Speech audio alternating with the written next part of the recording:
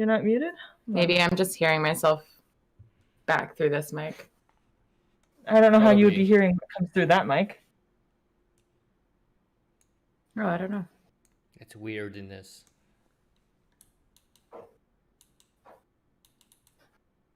Well, no, that could be. Because I'm hearing the Discord. Yeah. Is it really bad? Okay. Are you hearing the YouTube, maybe the Twitch and the Discord? She can't. She can only hear the Discord. Well, she can hear you. Yeah, she can only hear the Discord. Okay. That's okay. I will. If I just look a little spaced out for a second, it's because I'm hearing everyone talk twice. It's like delayed response. Yeah. Well, we'll just. It'll be fine. It'll be fine. I'll get used to it. Okay. Whoops! I nearly posted in the MMRC channel. Oh my god. Oh my god. Oh, That would have been. That would have been a ban.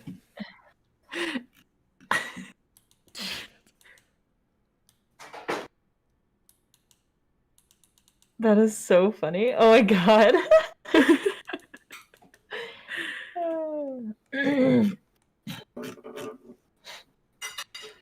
On Twitch, do you have the underscores? You can tell them to, if they donate, they're buying you a drink for later. Oh, cool. I don't have underscores. It's twitch.tv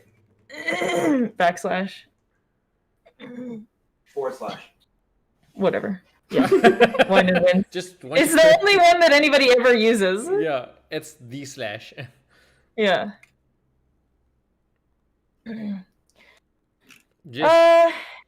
Anyway, I guess we're ready whenever you are, JJ. Yeah. Mine's about to go live, and well, I think actually it was very quick. It is live. All right. Okay. Well, that was uneventful. Okay. So we'll just get started like this. Hello, everyone. It's JJ Tal here, and we're back here with another show. But we have a very interesting show today because we don't just have KP with us. We have Jess. Hello, Jess. Hello. Yes, and so just very quickly before we continue, for those of you that are watching, we are going to be talking about predominantly sea lions and walruses, but we have some other questions that you have submitted on the form. Thank you for that. But if you have any more questions to submit, you can submit them on the YouTube channel, or you can go over to KP's Twitch, or you can submit them on the Discord channel. You have a lot of avenues to actually submit your things, and we're going to be we might go over an hour, so sit back, relax, grab something, a beverage of some sort, because we're going to have a special show today. So first of all, I'd like to straight off the questions asked is, Jess, tell us a little bit about yourself, what you do at Van Aqua, and what animals you primarily give for, or do you have a favorite animal, if you wish to answer that question? Oh, right. I feel like that's a loaded question. Yes.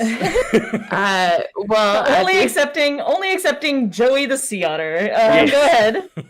I had to break the news to someone last night that otters were not my favorite animal to work with. I saw that on your Instagram story. That was rough. How rough? They were like not super happy about that answer, but they did take the real answer. Well, I do love working with otters, but sea lions are going to be my favorite. When I started, I kind of worked more with otters, and then I got moved to the sea lion team, and that's what I've kind of been doing for 2 years now. Okay, so we can say sea lions a fair bit are your favorite. Exactly, yeah. And how do they compare in size? Because, by the way, I only learned yesterday how large leopard seals are. And this is a sea lion, so a bit different. But how large do sea lions actually grow? So our smallest sea lion is 135 kilos, and she's only 3 years old. And then our biggest sea lion is our male, who's at 8 years old, and he's about 700? Yeah. 700 kilos. 700 so he's a big kilos. And he's a juvenile, so that is not a fully grown AMAC. Yeah. So basically, he's basically the size of a small car. Yes. Yeah, about accurate. So I can ask both of you what is the size comparison between a sea lion and a walrus? Mm. Yeah, and so some of this kind of depends because there are lots of different species of sea lions. So when we're talking about the sea lions we primarily work with, those are stellar sea lions, which happen to be the largest member of the sea lion family.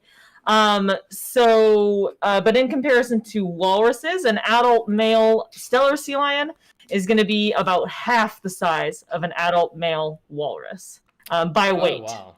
Okay, that's Yeah. interesting. So they. So as usual, walruses are bigger and better in almost every way.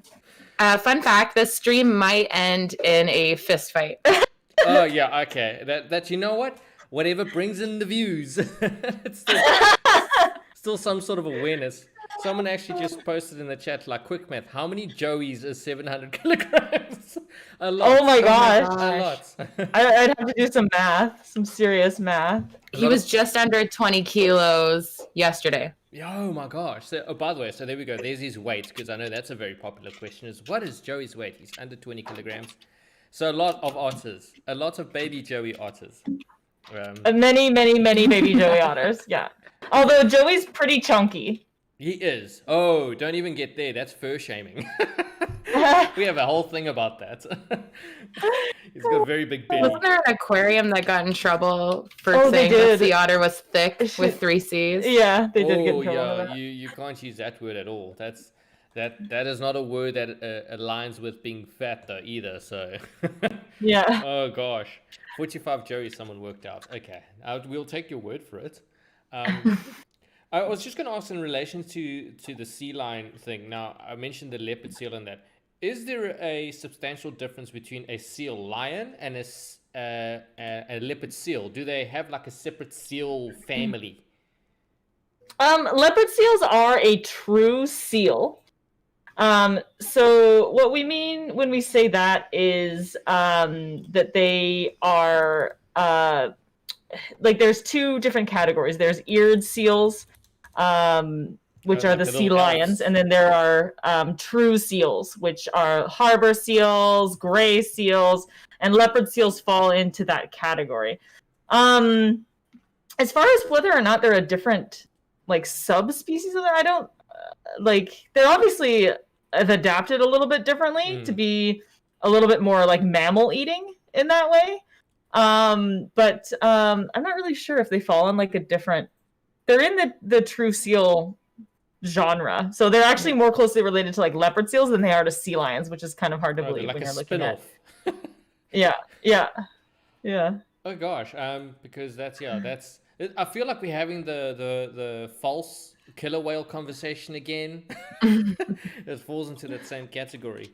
Okay, so we'll get started with the questions, and then maybe you ladies can alternate between which and what. So today we're going to be talking about also rehabilitation of animals, which is a very, very critical thing, and we obviously want to establish the differences between an animal living at the zoo and rehabilitation.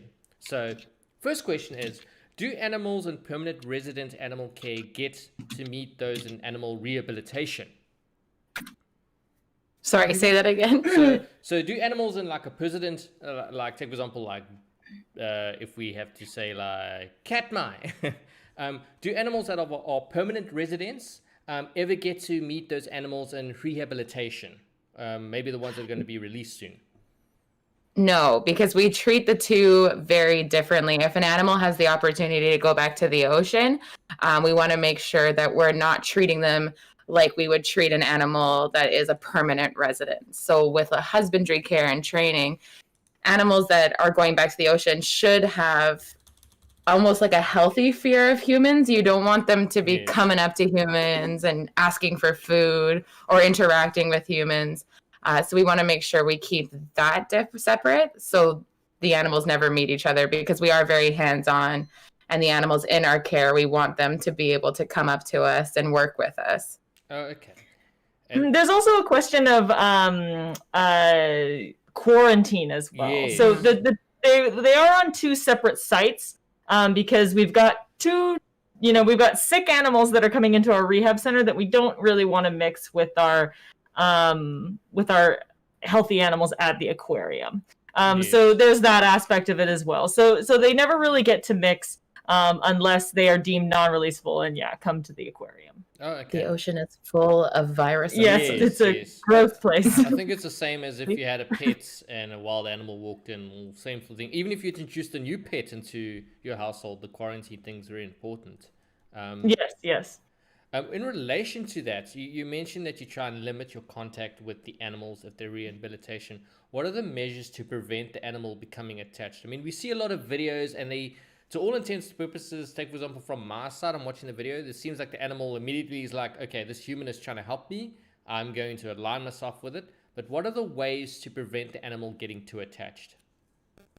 Yeah, I mean, it's a tricky thing, right? Because you are still feeding them. So the Yes. animals do understand that that's where food does come from, but so they usually don't well, it depends on the stage of the animal. So usually when the seals come in, they are actually in need of like tube feedings and stuff like that. Oh, wow. And so those tube feedings are very they're not fun for the animal. So and that's not great. Like, of course, we don't ever want to cause pain for an animal. The animals do need to eat, and the animals and it's actually okay that they don't like this because they are you know, they're essentially hating humans for what's happening to them at this point in time. Yes. So even though it's helping them in the long run, it's definitely an adversive sort of experience. And then as they get better, they do start eating on their own. And when they start eating those solid foods and the fish that they're getting, usually what's happening is the caregivers there are kind of just throwing fish into the pool, aside from making sure that certain animals get like medications or vitamins and stuff like that. They don't really hand feed the animals. There's not a lot of hands on once they're at that point where they're kind of swimming and getting ready to be off on their own. But in general too, like wild animals have a decent fear of humans to start with. So especially with these seals, it's a little bit different than say a sea otter who relies on mom. Like it's very easy for a sea otter to get attached to their caregivers because that's what they would naturally do out in the ocean, whereas a harbor seal might spend just like a month or so with mom where she fattens it up and then she kicks it out and then off on its own and never sees it again, and it's just like, I hope you're fat enough to make it. So yeah, so it's a little bit of a different it depends on each of the animal, but that's typically we're just trying to be very aware that we're not trying to pet the animals. You're not doing those types of things that, not desensitizing them to being really hands-on with people because we don't want that. So, yeah. Oh, okay. Because, that's obviously a very important thing. And somewhat maybe not in relation to that is when the rehabilitation animals are brought in, do you ever train them in certain behaviors that are planned for release, or mostly do you just leave them alone? I think we're pretty much leave them alone. If they're going to go back to the ocean, we don't want them to associate anything with us. Or if I do this for this person, I'm going to get food. Because then they're going to try and approach someone when they're back in the ocean. Yeah. And be like, oh, I'm doing this thing. I should be getting this thing. And it could promote aggression even. And so we don't want to do that. So they don't really get to learn anything fun. Yeah. But no rollovers or stand-ups or anything cute. Flipper stands. Yeah. Those cute little things that we all enjoy so much.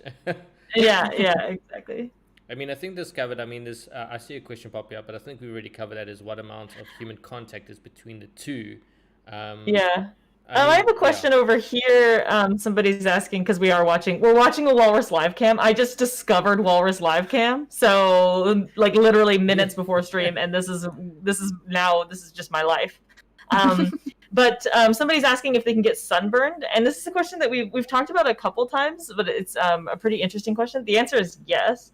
But what they've got here is they've got actually fur on their bodies.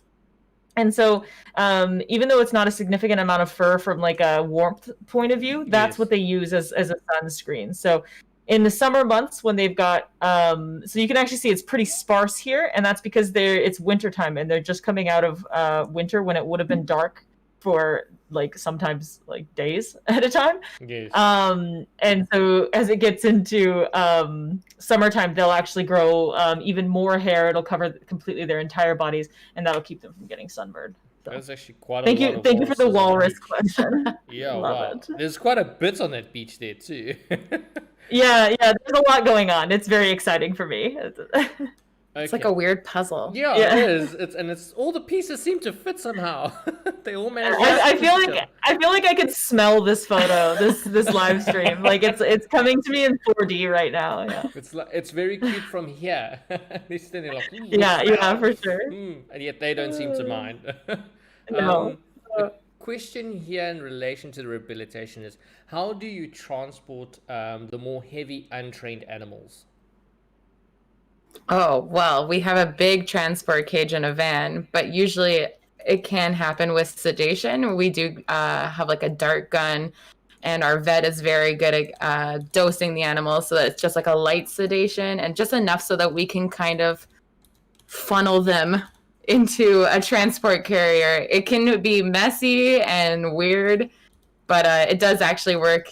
We have red boards, and it's literally funneling, kind of just like a dopey sea lion. I'm thinking of sea lions, obviously. And we can carry them if they go full sedation. So like often when they're rescuing animals, too, there are some animals you can go pick up like a seal pup, but like an adult male California sea lion, they would probably sedate it and then they honestly have to carry it and just manpower it into the transport cage, into the van. So it's not I really love it when we transport animals via operant conditioning and positive reinforcement, but in this case it's just not possible, and it really is better for the animal just to keep their distance from humans and keep them scared, but it is all in the light of getting them to be better again.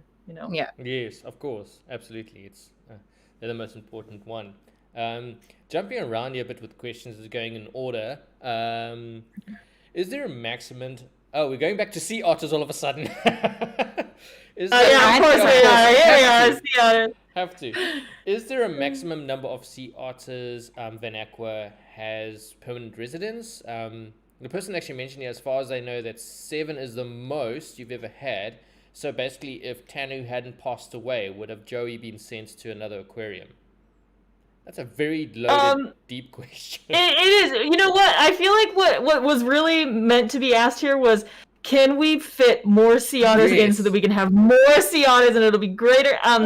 So let's go with that question. Yeah. As long as I've been there, as far as I know, yes, 7 is the most that we've had. There is not a solid 100% line of that's how many sea otters we can possibly house. We will not house anymore. So anyone comes in, we would look for another home for them. There's not a solid line like that. And there's so much more that goes into these decisions than just the space for the animals. Yeah. Because even though it does sometimes seem like a smaller space, you can see that the animals are interactive with each other, interactive with their environments. They're really doing really well because it is a good space for them and it is a good social grouping for them.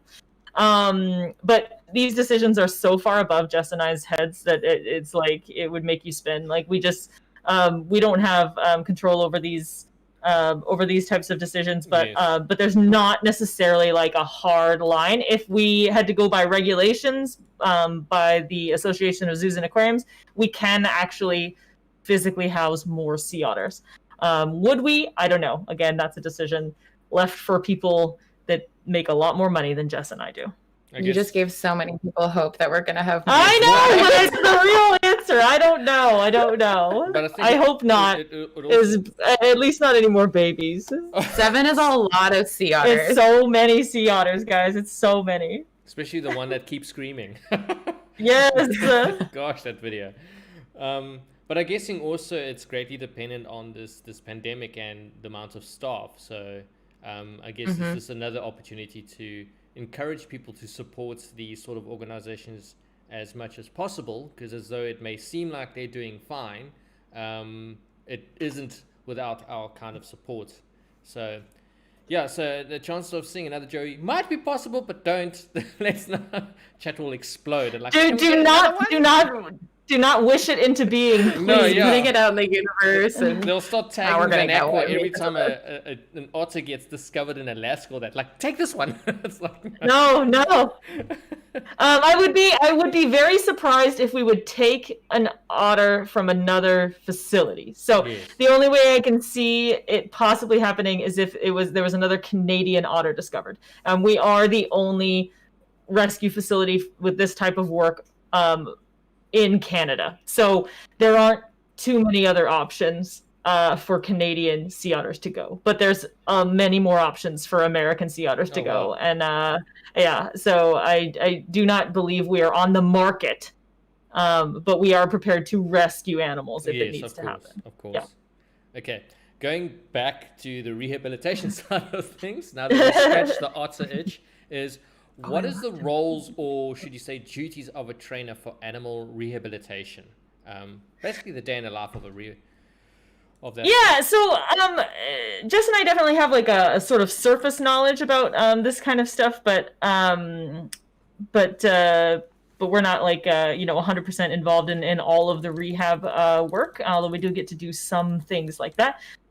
So basically, it's almost the same, really, with just some minor differences. So basically, what we are doing is prepping food. That's a big one. A lot of food prep going on in the mornings, and then you will definitely see then like a first round of feeds. This is kind of like what we do for all the other ones, and this looks a little bit different in the rehab field because, like I said, there are a great many tube feedings happening. Okay. Yeah, so that's like I said, sometimes these animals are coming in very, very young, very, very sick.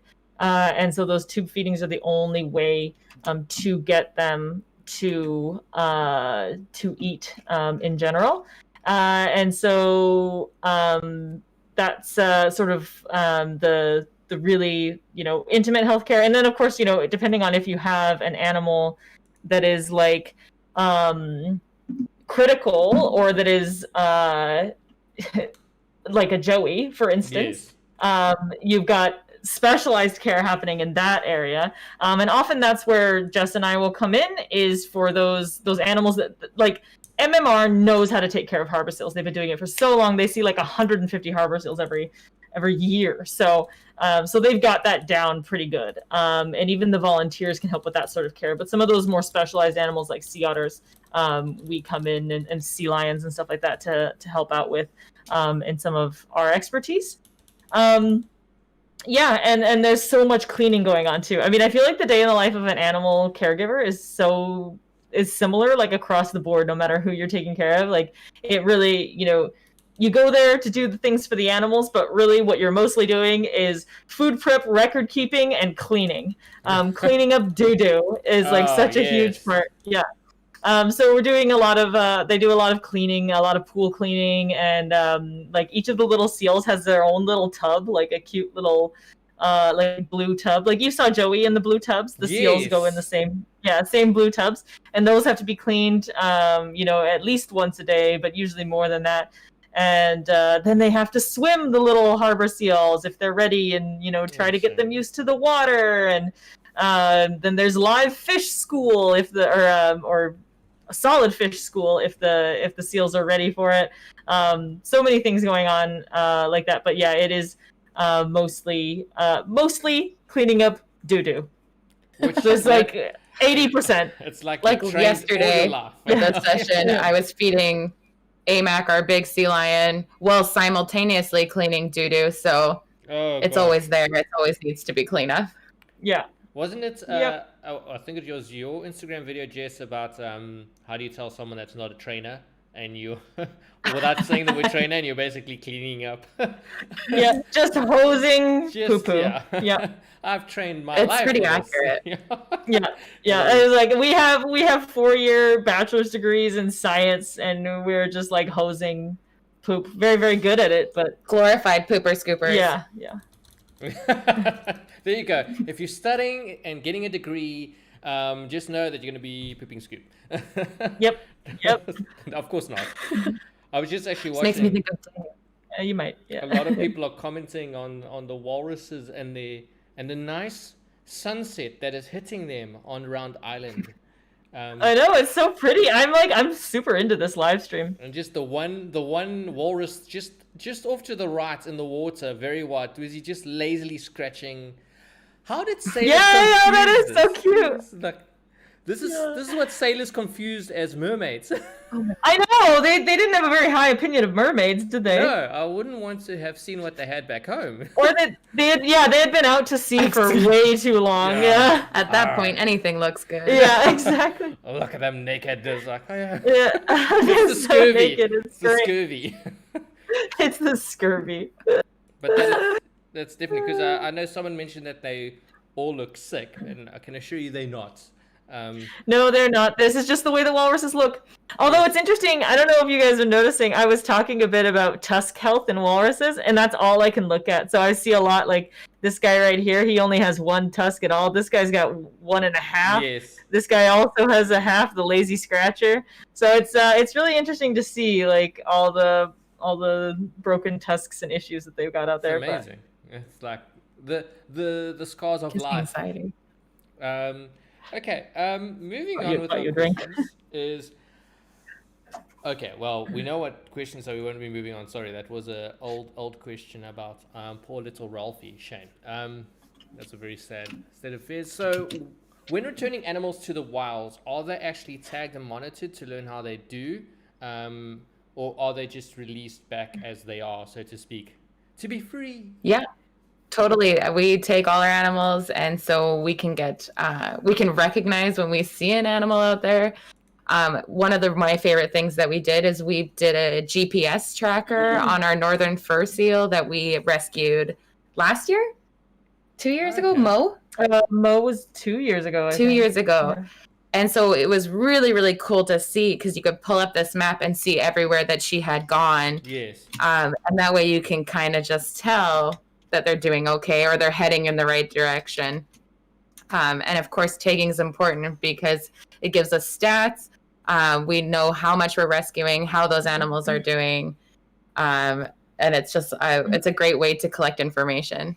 Yeah, there are also multiple kinds of tags. So every animal gets at least a flipper tag, and that's going to let us identify that animal as one that came through our facility. And then if you're there like, hey, this seal is living in my garage and I can't get rid of it, then we know that it's our responsibility. We have to come and get it.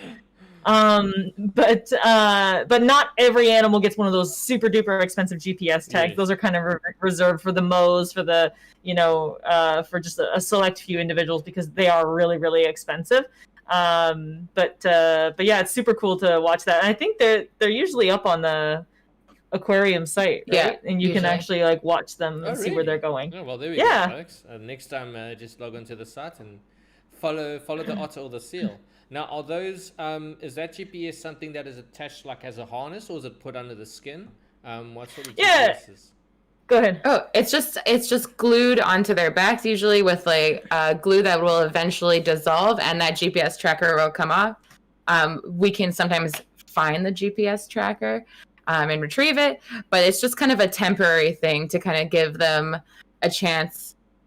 Especially with a northern fur seal, we can see how they're doing. We can track her movements, and if things seem to not be, if she wasn't ready to go back, we can actually locate her and help her out again. But if all is well, then that GPS tracker will just fall off, and that's it. I was just gonna say here too, BC in my chat, I think actually works at MMR, and they're saying that right around 6 per year is about what they'll do for GPS trackers, and that sounds about right for just how expensive they are. Yeah. And how far did Mo actually get to track? Did he go on was it a he or she? Sorry, gosh. But how did that little otter get? That was a fur seal, and it was a she, and I don't remember, where did she go? Oh, I just remember staring at the map and being like, what are you doing? She's all over the place, but she ended up going south. Yeah, I think if you do go to the website, I believe that you can see past animals there. I don't really remember, but fur seals are kind of interesting because they're actually pelagic for like the first 2 years of their lives or something like that. So they actually basically live out to sea and don't come on to land. So they're just a super interesting animal. So that was a super awesome opportunity for us to put the tracker on her. Do they actually get very far anyway? Or do they stay relatively close to where they feed? You'd be pretty surprised. Some of them are traveling enormous distances. What's really fun too is like watching the trackers for the sea turtles that we release and stuff like that. So yeah, you'd be surprised. I mean, some of them will stay right around, but some of them are going a good distance. Yeah. Okay, well, oh look, we're back to Otter questions. Okay, this is still No, about, of course. my God, it had been so long. It had been so long. It was almost missing them.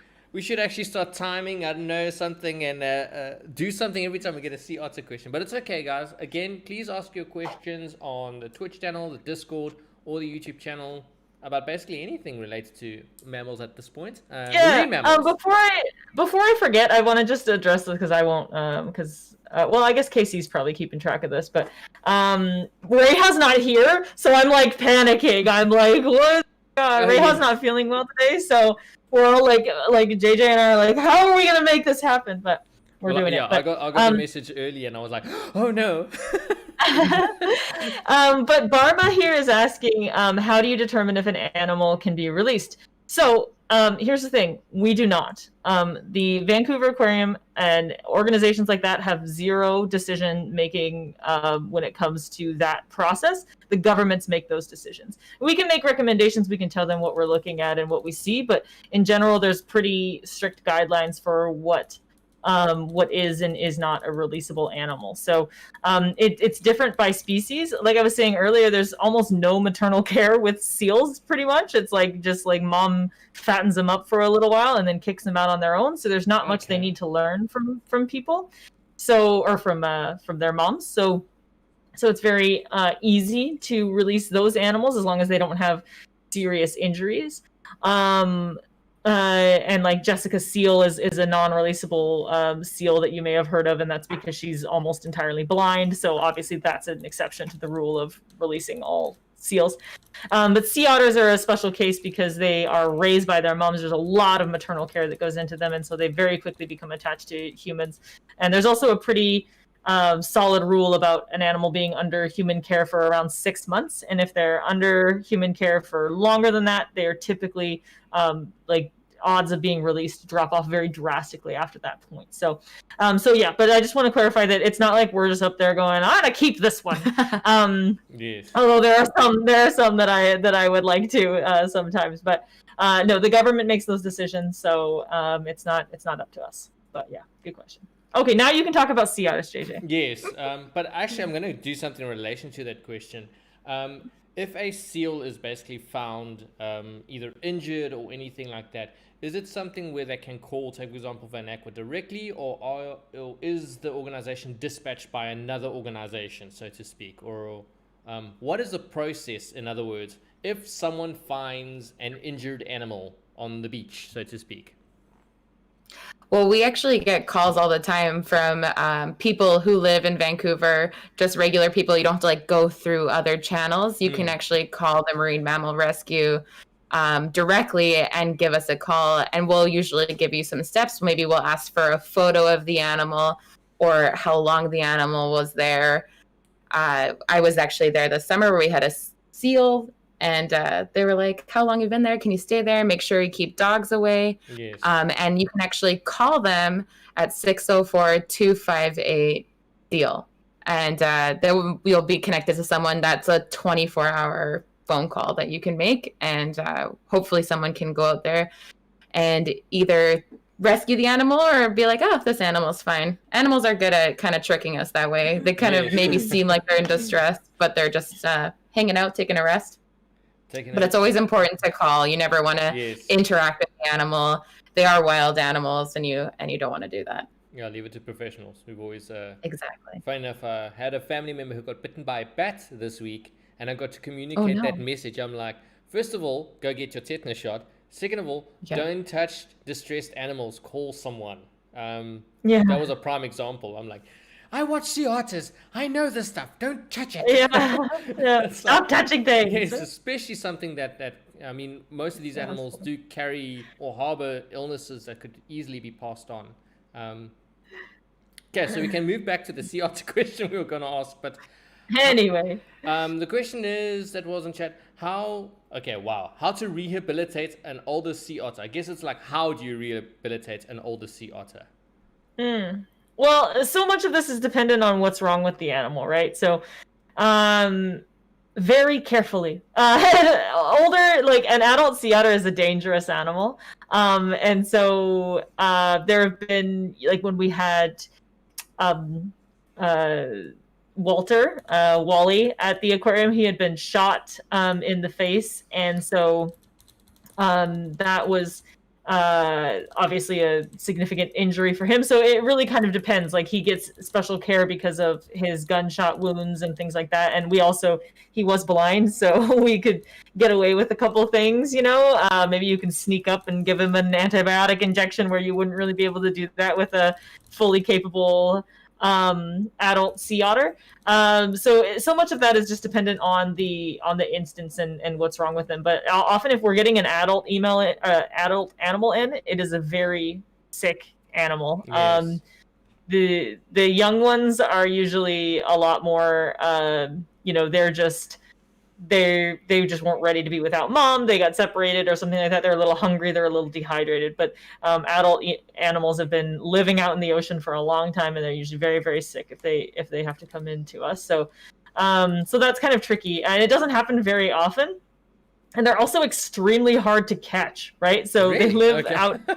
Yeah, well, I mean, they usually are living out in the ocean. So if you have a sea otter that's only slightly injured, you're not going to be able to catch it. So it doesn't matter. So then by the time that you get a hold of these animals, they've usually hauled out on land. They're basically unresponsive, and then they're in serious trouble at that point. So, but at any time you're rescuing any animal, but especially the adult animals, you have to be just so careful because they are dangerous and they can bite, and especially in a stressful situation, like they don't want to be near you. They don't want anything to do with you. So that's something that our rescue workers are always super Yes. aware of.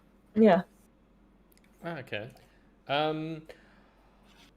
Okay, some of these questions I am reading them, but for the context of the show, we're going to skip over because they don't really add value and they seem very dark.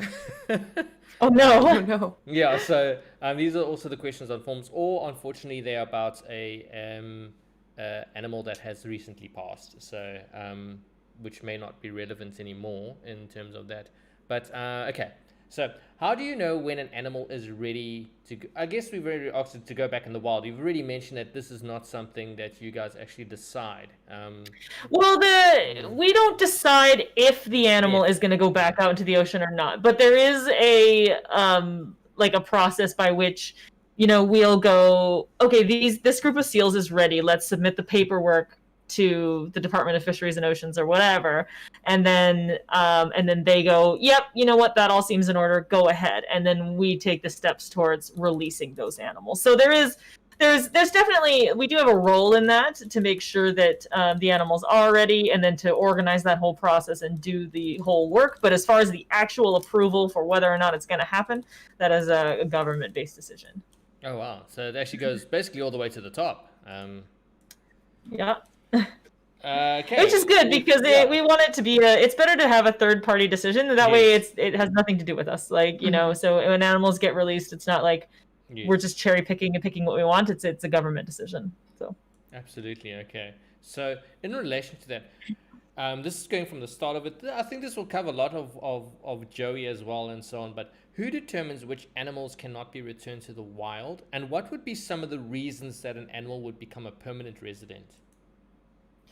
So a lot of those have to do with the state of the animal when it comes in. So Joey's a really great example of that. Joey was young, still at a stage in his life where he would need his mom. And because of that, and because of him being a sea otter, there being a high level of maternal care, that's a big factor. Without humans intervening, that 24-hour care with us, feeding him, grooming him, he wouldn't have survived. But also a product of that is that he's very used to humans. Yeah. And that's a big reason why they end up staying in animal care is the care that has to, it's like the level of care goes up, then those chances of going back to the wild go down. And with sea otters, that's a very high level of maternal care. In comparison, we got seals. we got the tube feeding, kind of a negative thing. And then after that, when we do fish school, it's just tossing fish and kind of hiding away. And that low level of interaction increases the chances of them returning to the ocean. And then all the other things aside of that is medical care if the animal's injured. Jessica Seal's another good example of that. She can't see, so it would kind of be mean to just toss her back into the ocean. Yeah, definitely. Yeah, Senor Cinco, those types of animals. Yeah, it's whether like Jess said, it's an injury thing. They actually can't survive, so it's not gonna happen. Yeah. And I think you mentioned it earlier. Would it not also be dangerous that if you had to release someone like Joey out in the wild, they would not be afraid of humans, which unfortunately they need to be afraid of humans in a way. Could you imagine Joey being out in the wild and scared and then grabbing onto some stranger's boot and just screaming in the face? Just screaming in his face. Like, what is wrong? Yeah. What did I do? No, it is something that can happen, is that the animals will then be approaching boats. They can get hit by boats. I mean, like it's dangerous for the animals, it's dangerous for people, but yeah, exactly. Okay, we have a question on chat here. Have you ever had any sort of prosthesis made for a rehabilitated animal? Ooh. This is okay, so offhand, I can't think of a rehab animal. So if an animal has to have a prosthesis, it's not going to be a releasable animal, like just period. Because a prosthetic by nature like needs human care and intervention to take care of. But I think what you're probably kind of like referring to is what's her name? Winter the dolphin? That dolphin with the fake tail? Yeah. Which a lot of people ask about. I can't think if we've done anything like that. Like our dolphin has missing 2 pectoral flippers and she gets along just fine without them. Oh wow. But one thing I can think of that there was a prosthesis for fish is the fish. Yeah, so there was there was a fish. Didn't they name him rockfish? A rockfish. But I don't know what its name was. I think they named him Jimmy Fallon because I think he was on the. He was, yeah. Yeah. So this fish was getting picked on and bullied by all the other rockfish because he had like a missing eye. I think they had removed the eye at some point. Wow. And so all the other fish were picking on him because they were like, "This dude's weak. Get him." And so the vet staff made a prosthetic eye that went into this rockfish so that he would stop getting bullied at the aquarium. It was the most beautiful story. And Jimmy Fallon found out about it, and the fish was on Jimmy Fallon. Well, the fish didn't go on the show. No, that'd be ridiculous. but the whole story. Imagine.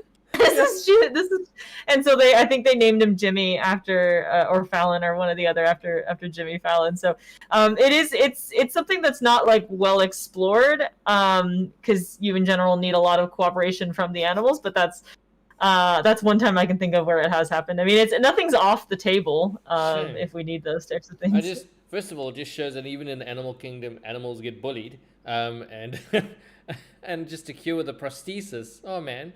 Now I'm going to Google that story afterwards, just for the heck of it. Oh yeah, you'll find it. There's definitely YouTube videos. Yeah, there has to be. Like, Shannon's so cute. Okay, so let's see if there's any more rehabilitation questions on this side. I don't know if anything popped up on your chat. Otherwise, we can move on to our lovely little walruses and seals, because there's a few questions about that. It is in your chat. Yeah, I'm trying to see if we have any. Oh, apparently I'm getting a text. We're just trying to get by without Reha, man. We're just trying to get by. Do you guys do physical therapy? Write in your chat. Highlighted message. Do you guys do physical therapy with the animals for their rehab, or is it their special animal? Yeah, and I think we're just gonna have Casey. I think that's a good idea. Casey's just gonna hop in and help out. So Casey can come in and field some questions and fill the void that is Rehan's missing. Yes. Well, her sheets are ended. Yeah, but so do you guys do physical therapy with the animals for their rehab, or is there special animal physical therapy? That's a good question. You got it? Yeah. She's like, I don't know. I don't think so. I don't think I've not had any experience. I don't really think. I mean, not really. Physical therapy. I mean, kind of just the whole act of rehab in and of itself is physical therapy. The animal's getting healthier, then it starts to move more. Then then the more that it's able to move, the more it's able to do, then the more it's able to. So like, but not any like, it's not like we're like walking them on a water treadmill. We do have a swim mill this is not rehab related, but we do actually have a swim mill used for research purposes for the sea lions, but we've never really used it for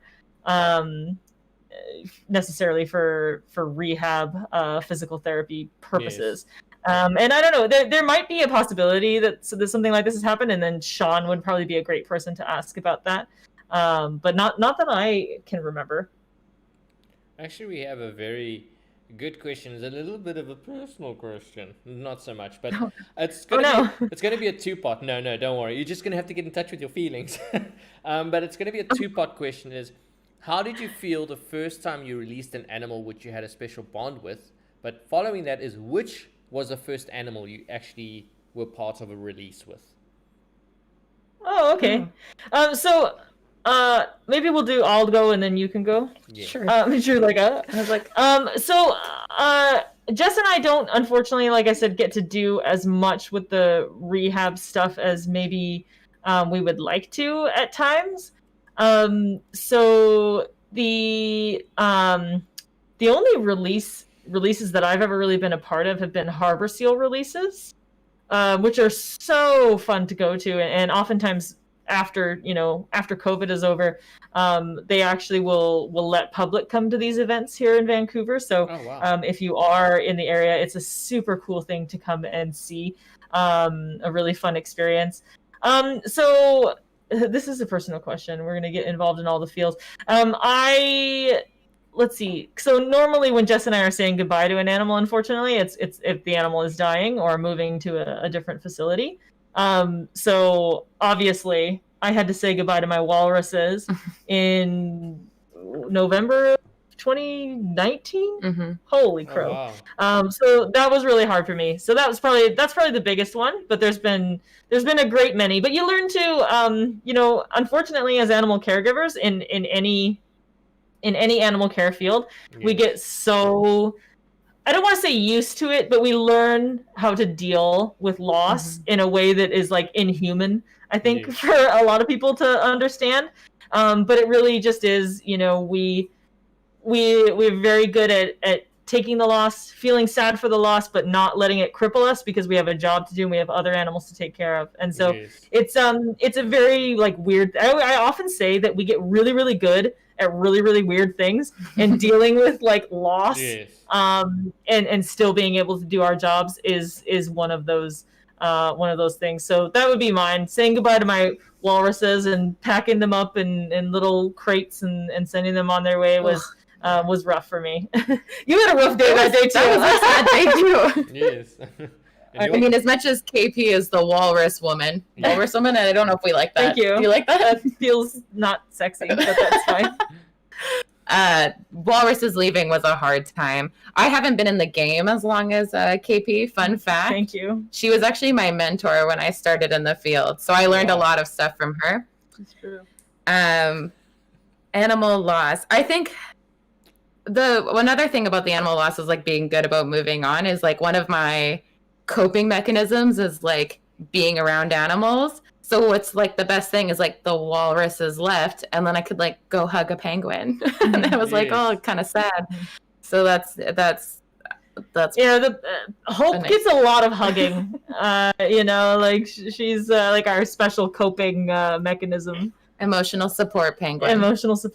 Yeah, for sure. I can just imagine Hope must be like, what is going on? I was just walking and she came in and hugged me, tears in her eyes, she wrapped them, she's gone. And I'm like, what is happening?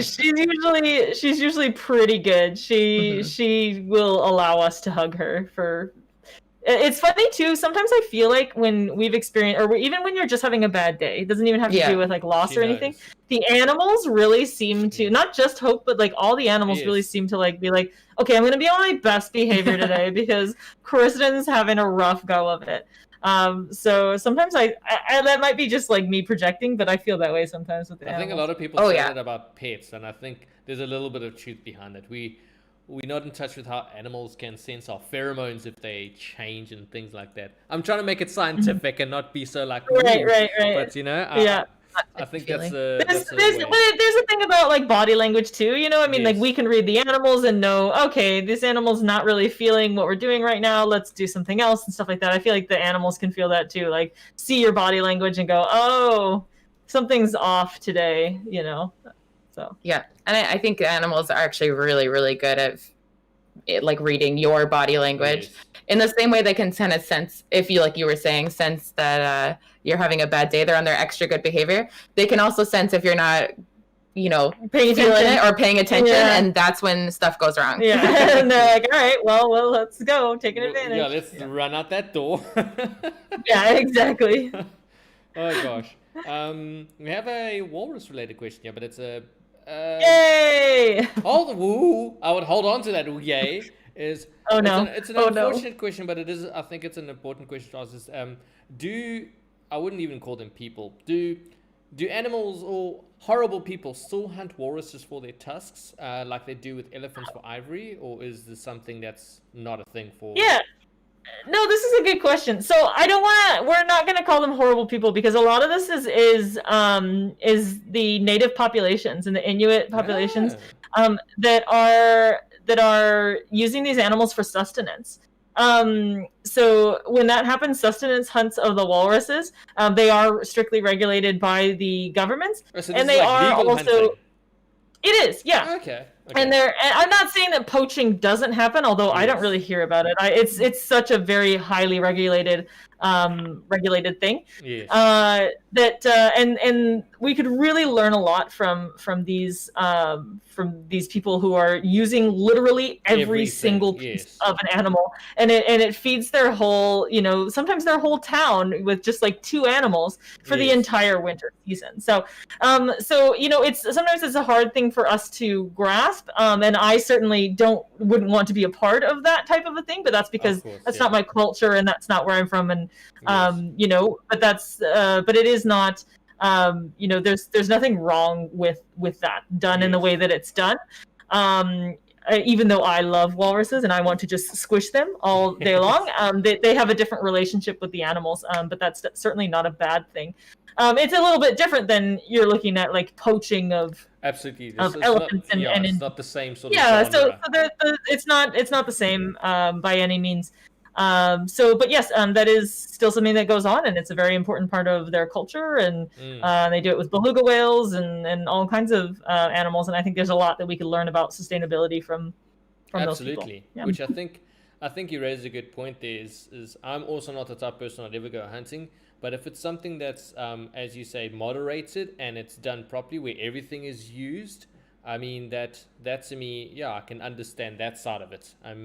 Yeah, there's definitely a place for hunting. I mean, it really does. It in some ways, in some places, it does actually help the environment. You're working on, keeping sustainable populations where we don't have apex predators and things anymore. So it's definitely, while not everybody wants to hunt, and that's totally fine. Yeah. It can be done in a responsible way. This might be something for a later topic, though. Definitely something we've touched on where a lot of questions come through. We might make it another topic about good hunting versus bad hunting and how it helps the populations.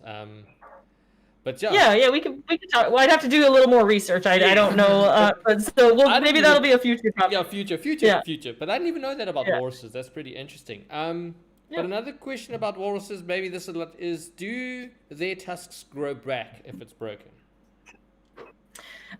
So their tusks grow throughout their lives. So if they break it off, it is going to still continue to grow, but it's never going to become the same length as the other one, if that makes sense. So, it's not like it'll grow faster and they just reach a certain point. They will continue to grow throughout their lives, and so yeah, if they break it off at some point, then I guess it depends too. If they snap that thing off at the root, it might not ever grow back. They might have bigger problems than it growing well back. Yeah, then they probably don't make it anyway, but if they're just like snapping off the end of it, it's going to still continue to grow. It grows from the root, but it just is never going to get as long as the other tusk again. And are the tusks mainly used for defense, or is it for mainly mating rituals and things like that? Yeah, actually neither. It is mainly used for using as kind of a lever to haul out of the water. So this is a different that it looked like you were a snake and you were trying to bite me. This is a little bit of a different area right they're at. They've got a nice smooth haul out that they can walk up on, but sometimes they're out in the middle of the ocean and all they have is an iceberg. And that's very difficult for a walrus to get out on. So they'll use their teeth as little pickaxes and just pull their bodies out of the water, which is how often they break their tusks. So that's how it's happening. They're pulling all of their weight on these two front teeth. So they can use them for self-defense. And you've seen these guys.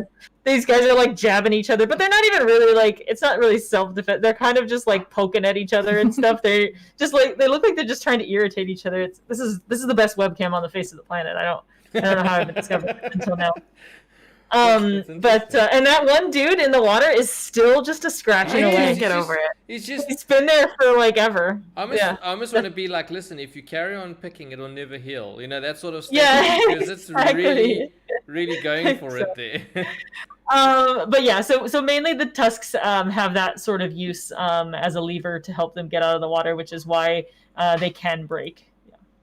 Oh, okay. So that's interesting. And I would say because of that, do both male and females have tusks? Yeah, they do. So as you're looking at these guys, you can tell the difference though. So let's see. So this is a male right here. You can see his very, very thick tusks. And then look at this little nugget over here. This is going to be a female. They tend to grow more straight down and almost look like more like Dracula fangs, when the males get these giant, big, long, thick tusks.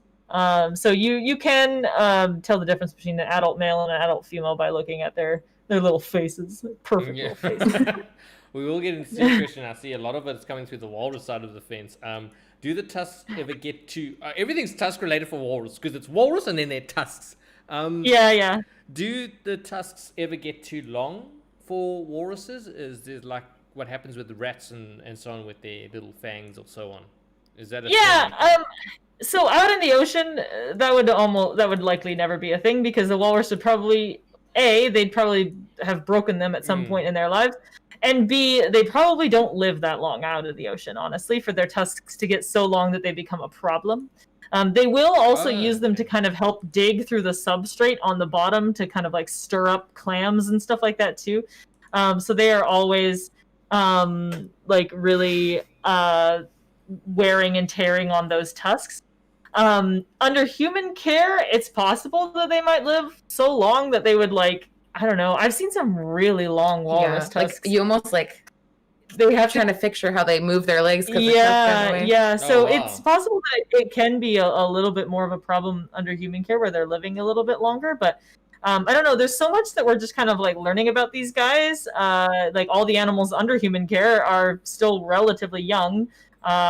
So it'll be interesting to see what happens as they get older. But yeah, it's one of those things that we just, even I was talking with Double Agent about it last night, just as it relates to humans, like as humans live longer, like the weirdo diseases and things like that we start to get because we're not supposed to live that long. And so it will be interesting to see, what, if the tusks could get so long that it just becomes too much of a problem. I don't know. It's a great question.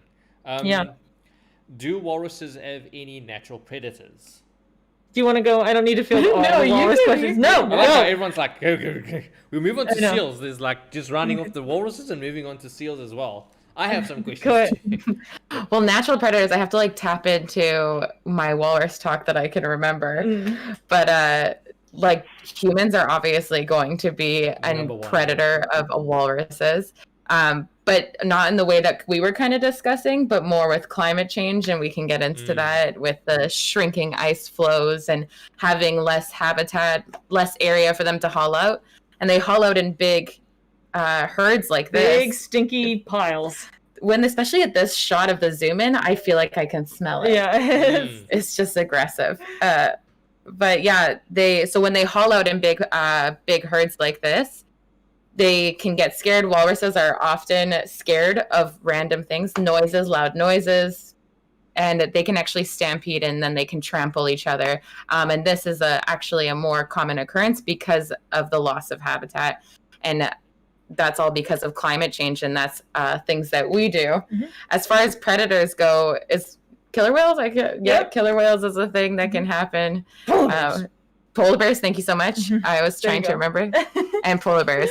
Can you imagine a fight between a walrus? A walrus. A walrus. A polar bear and a walrus? Yeah, you can Google it. It's kind of scary. But a polar bear is really only going to pick on a little one or a very sick one. A polar bear doesn't stand too much of a chance against one of these big meaty boys that we're seeing over here. Yeah, because these are quite chunky, like really, really big walruses. They're looking good. They're healthy. I actually saw somewhere where their habitat's so bad that some of the walruses are climbing on top of cliff faces and that, and it was quite horrifying to see that they have no other way but to jump down, and they do that on purpose because they need to obviously get down, but it's purely because they have no habitat left. And it's funny you actually mentioned that. I literally saw that a few days ago. So yeah.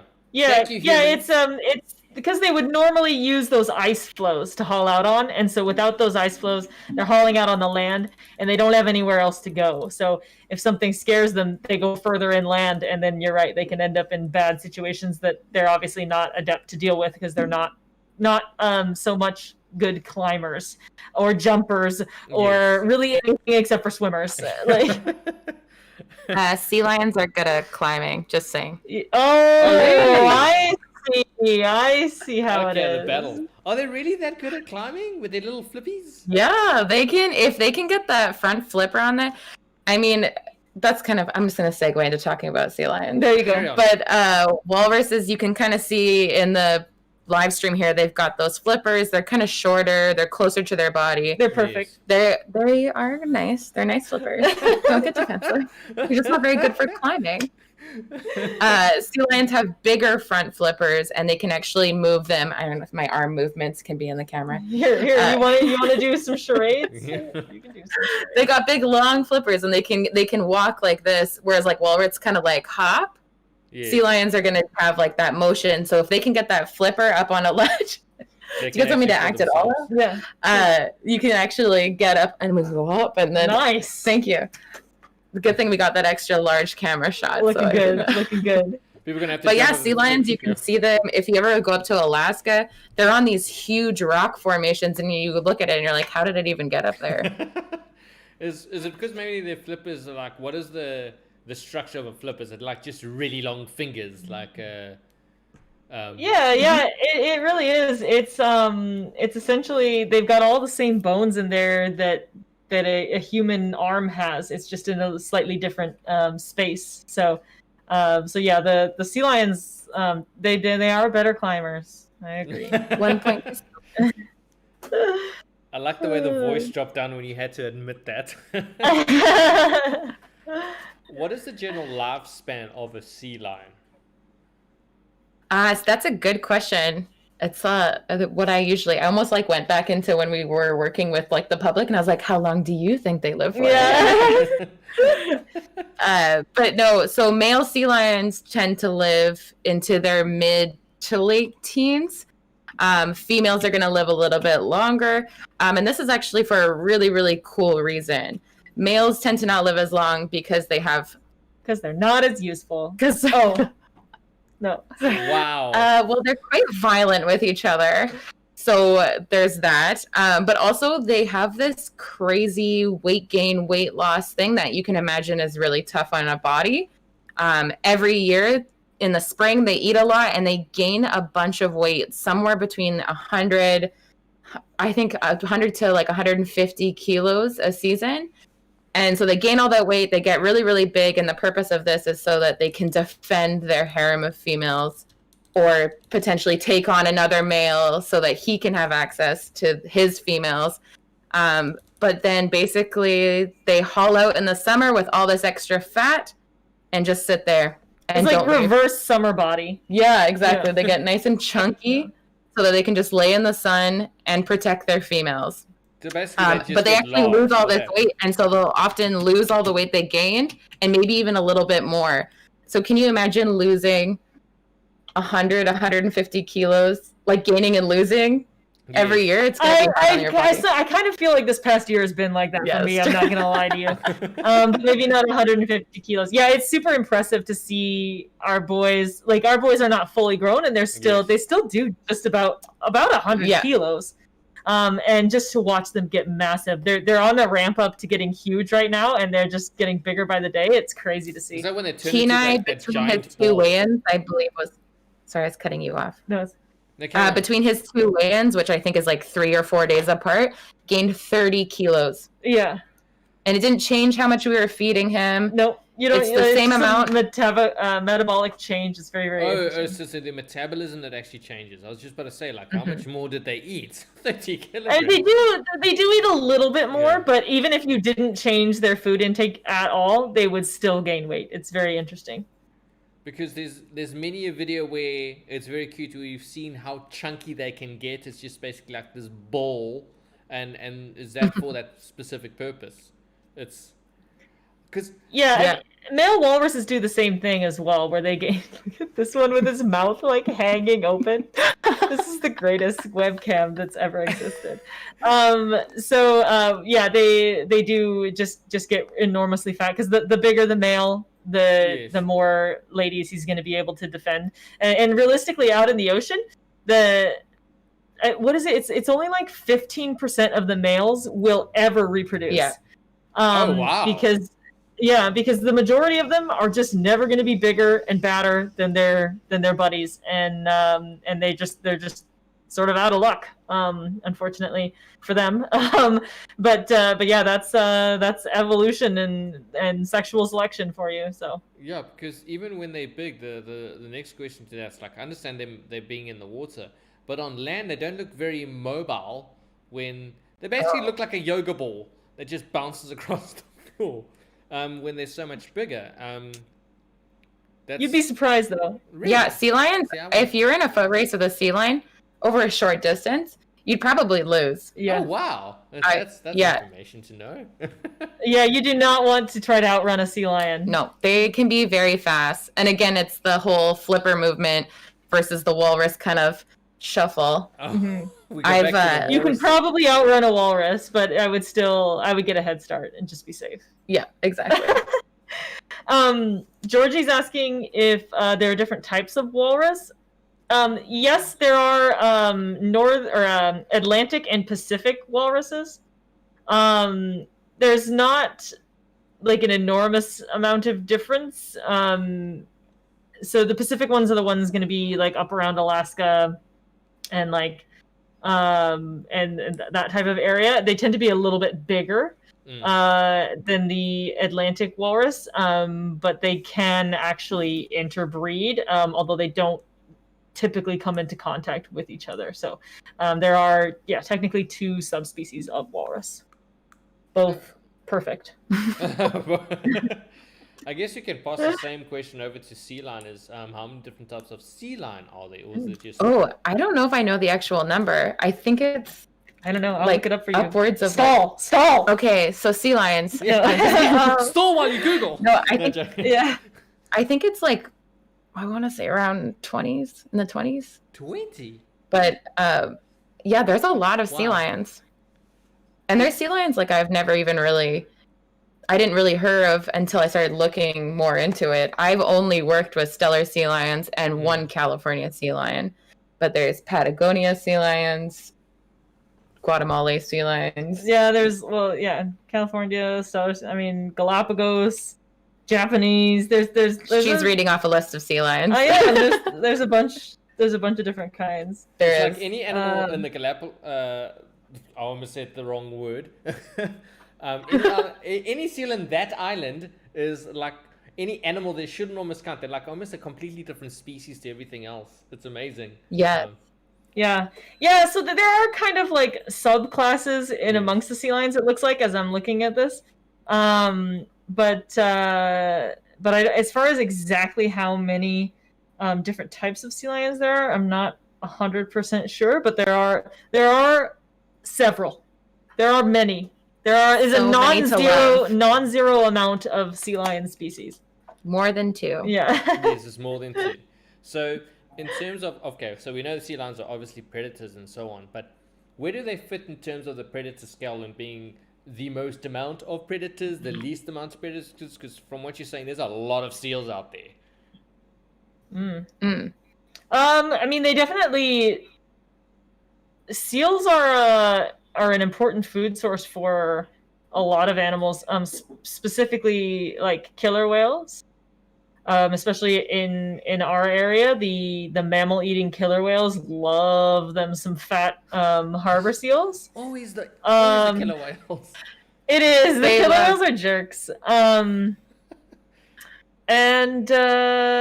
But yeah, I mean, like, if like on land, like animals will eat them too. You know, like bears, wolves, like those types of animals if they can get a hold of them. So I'm not really sure like where they fall on like in the food chain, which I think is what you're asking. Like, are they in the? I guess they'd probably be like middle of the road because they are predators themselves. They eat fish, primarily, and some shellfish and species and things like that. But yeah, I'm trying to think of other animals that like eat seals. I all I can think of is killer whales. Yeah, just like snack on them, like a little charcuterie for killer whales. Yeah, the Marine Mammal Rescue does help the orcas with the Marine Mammal Rescue's been feeding the orca population off of the coast of BC for years. Oh no. I'm just kidding. But just release them and like, thank you. That's the way it goes. Guys, but I mean that's part of the whole process, right? Is that like, you know, it is like it's for the environment and like it doesn't necessarily mean that those seals get to live forever, but you know, it's all everything's tied together. And everything is a food chain, so you know, I understand what you're saying in that regard. And I totally missed the question. Oh yes, okay, so we all know sea leopards do not approach, but would you consider a sea lion well, you should never approach a wild animal, but are sea lions potentially dangerous? Oh, 100%. Yeah. Sea lions are dangerous, and I think KP has talked about this on the stream before, that they have bacteria in their mouth that even if you get like a little nick, you need to go to the doctor and be put on special medication so that you don't get like seal finger. And I'll let you guys Google that. We won't make KP bring this up. I'm not putting it on the stream. It's not a nice infection to have, and so they're dangerous in that respect.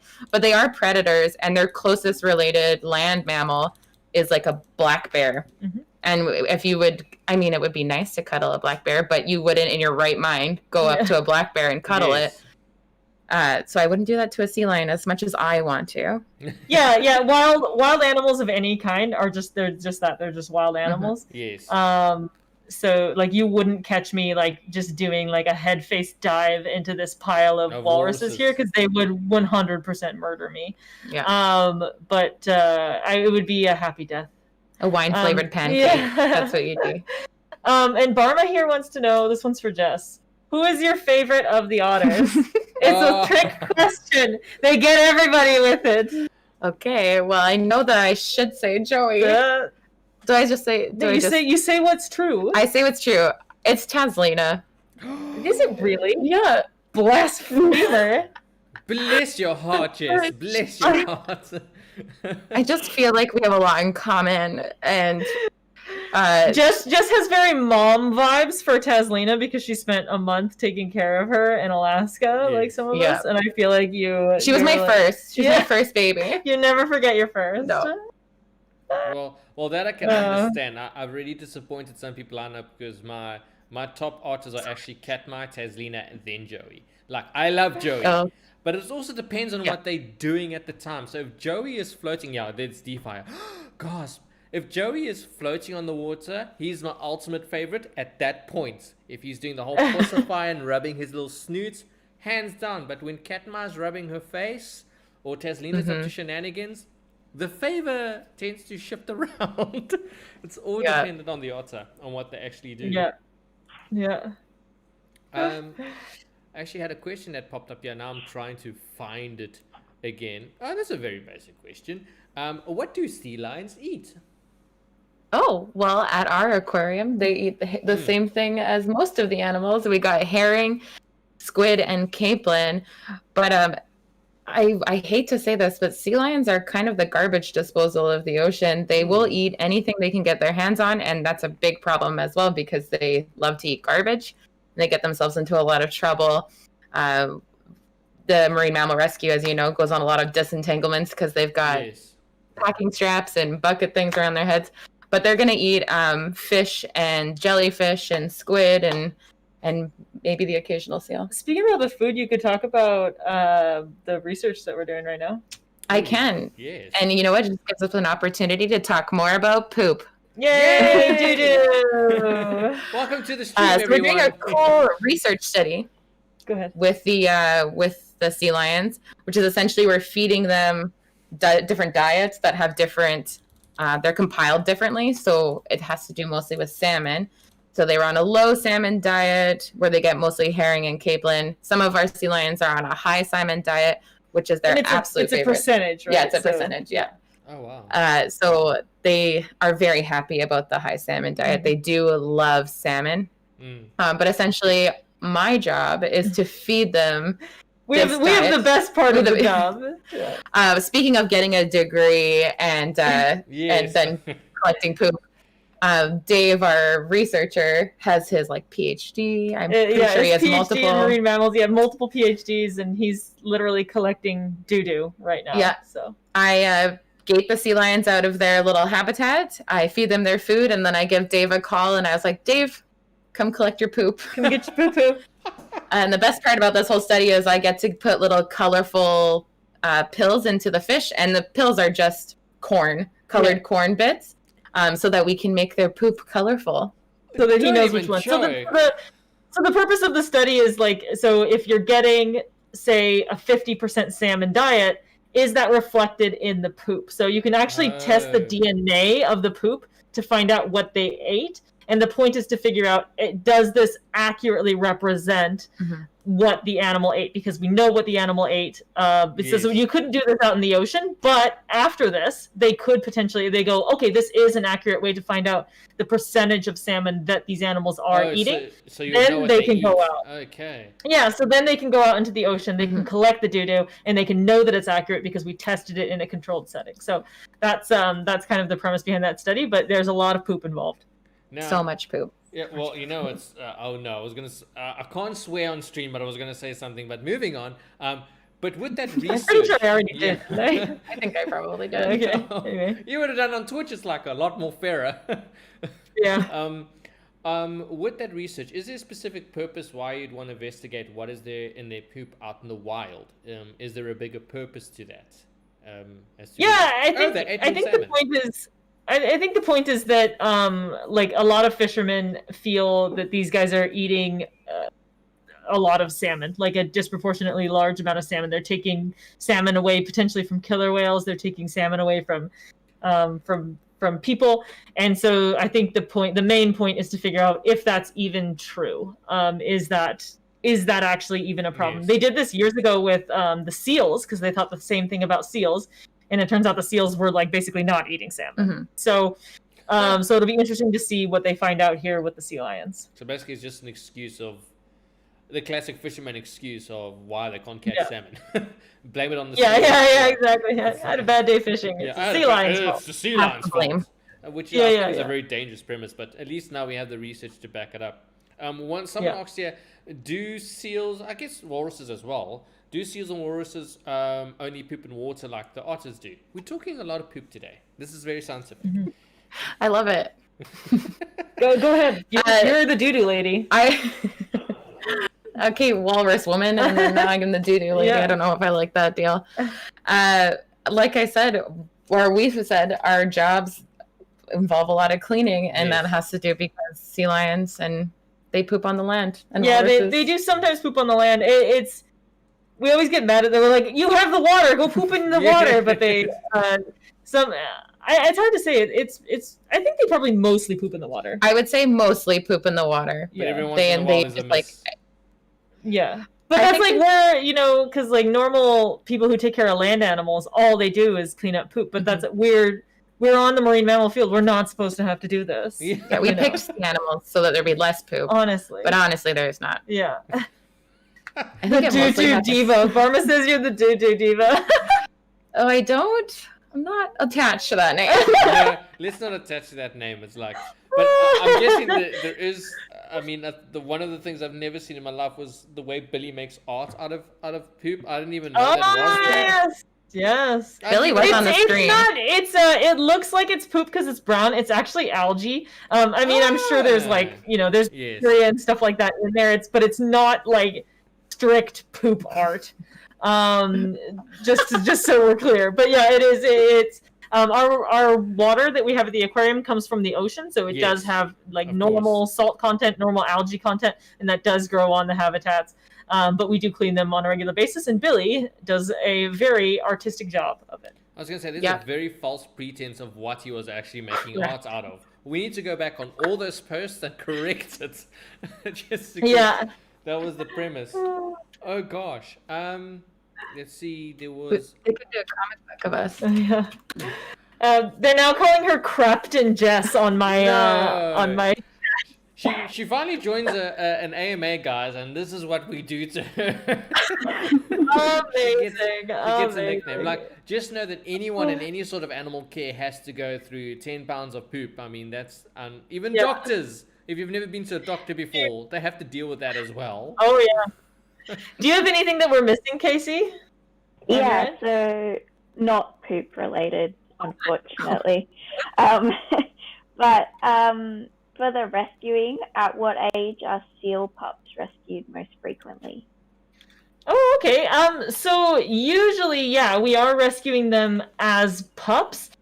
So those are like a lot of times neonatal animals. So basically, they still have their lanugo on them. So when they look all cute and white and like really soft, that probably only means they're just a few days old. So usually, like if a pup is like a month old or whatever, and people find it alone, that's probably pretty normal at that age. Mom to leave them for sometimes even days at a time while she's hunting, and then come back and be with it. But at that very, very young age, it is not normal for them to be super alone for a long period of time. So they do need to get like those immediate to nurse almost immediately, and then to start gaining weight pretty quickly. So those animals, they don't waste too much time coming out to rescue, whereas a lot of the slightly older animals, they'll actually kind of wait, like hang back and see, okay, this animal's been alone for 3 days. Now we can be reasonably certain that there actually is something wrong. Unless you can look at the animal and see that it is like emaciated, it is like clearly sick. Yes. But yeah, they're usually quite young. The harbor seals they come in because really any older than like 2 or 3 months, they're just fine to go. They're like on their own pretty much. So yeah, it's usually quite young for those guys. Okay. And they're super cute. It's real. Yeah. And how do the different animal species cope when one of their group crosses the rainbow bridge? Do they mourn in some way, or do they seem unaffected? Yeah, this is a good question. It really kind of depends. It depends on the it depends on the animal as an individual, and it's like species dependent as well. In general, though, I think because we mix up our social grouping so often, animals are often coming, they're often going. Sometimes some of our animals don't see another animal for weeks at a time because of just the way that we're rotating them through different habitats and doing different things. We usually don't see any reaction from the animals at all, which is a good thing. I mean, I think it's something that we kind of think of as being really weird, but these animals have very different social dynamics than we do. And so, yeah, I don't even think that they really think about it. I think that's just like the animal's gone, and then like it's not like they're thinking about them day in and day out. It's just like, oh yeah, just like last time they're gone, and then they just don't remember that somebody was supposed to come back, kind of a thing. So yeah, usually we see pretty much no reaction. And there's so I much know that's other not the answer exciting. that everybody wanted to hear, but that's pretty much how it is in the animal world. Is it's just not really, unless you're looking at animals that are very social. Yes. And But constantly most of together, the I think. yeah, but most of the animals that we have are you know are not, they're not like social, like super social by nature. And I'm talking about like birds and stuff like that that are very social and very attached to one individual usually. Our mammals are just not like that. So And there's always something else going on at the aquarium. yeah, Always get there's something fun always to do. yeah, exactly a new play session. There's always, Yes. we're not just gonna be like, all right, well, fun's over, you know, after something like that happens. So we do still have to take care of them. So yeah. My gosh, those walruses are plumpy. Sorry. Sorry. The way they just popped up on the screen all of a sudden. I just see bellies. Carry on, sorry. Yeah. There's another question here. Do the animals get sick while in captivity? Yeah, animals can get sick in captivity. They can get sick in the ocean. I mean, it's just like a normal part of life, and usually it's nothing. Actually, animals are usually a lot tougher than we are, and we don't even probably notice what's going on. But what's really cool about animals in human care is we can notice when they're sick and actually give them things for it, which is awesome. And that's often why animals in human care have a longer life expectancy, is because they have access to healthcare. And it's the same reason why humans are living long. We'll circle back to that, is we have access to medicine and healthcare, which is pretty awesome. And I mean, if an animal gets sick, it's really awesome. It's awesome to be able to help them out. And because we spend a lot of time with the animals, we can tell when even just the littlest thing is different. And usually it's nothing, but it's just something that we'll be like, oh, hey, did you notice that Bonnie was just like a little distracted during that session? Oh, okay, I'll take a look at her next session. Okay, she's still distracted. Maybe we should have the vet staff come out and look. And it's this whole process that we go through. And usually it is just nothing. And by the next day, everything's fine. But sometimes, oh, okay, by the next day, she's a little bit more distracted today. And then the vet staff will go, okay, well, why don't we give her like a quick round of antibiotics and see if that perks her up a little bit. And then the animals are right as rain again. So yeah, we have the ability to help them, which is really nice. What are the most common illnesses you would actually find in captivity versus a marine mammal in the wild, so to speak? So I was kind of thinking about this on the last question too, so I'll just go ahead and say something that is like just absolutely epidemic out in the ocean is parasites. So almost every single, especially with cetaceans, I know that for a fact, but I'm imagining it's exactly true with like the walruses that we're seeing here and any of those other animals. They are chronically infected with parasites. And for them, it's okay because they're used to it. They've been infected essentially since they were born. They've always had parasites. Their bodies are learning ways to sort of deal with that. But that is not something that we see with animals under human care. And it's because of the way we treat their food and the way that we deal with them. So that's something that I know for certain is a big problem out in the ocean. I don't know if you have... Yeah, I mean, parasites is always going to be a thing, but as far as that goes, I mean... Yeah, I mean, I will say the animals out in the ocean are like going to be tougher. Like these guys all probably have some sort of like disease that could very well like kill some of our animals at the aquarium, because our animals are living in like a cute little bubble where disease doesn't exist, and there's solutions for everything.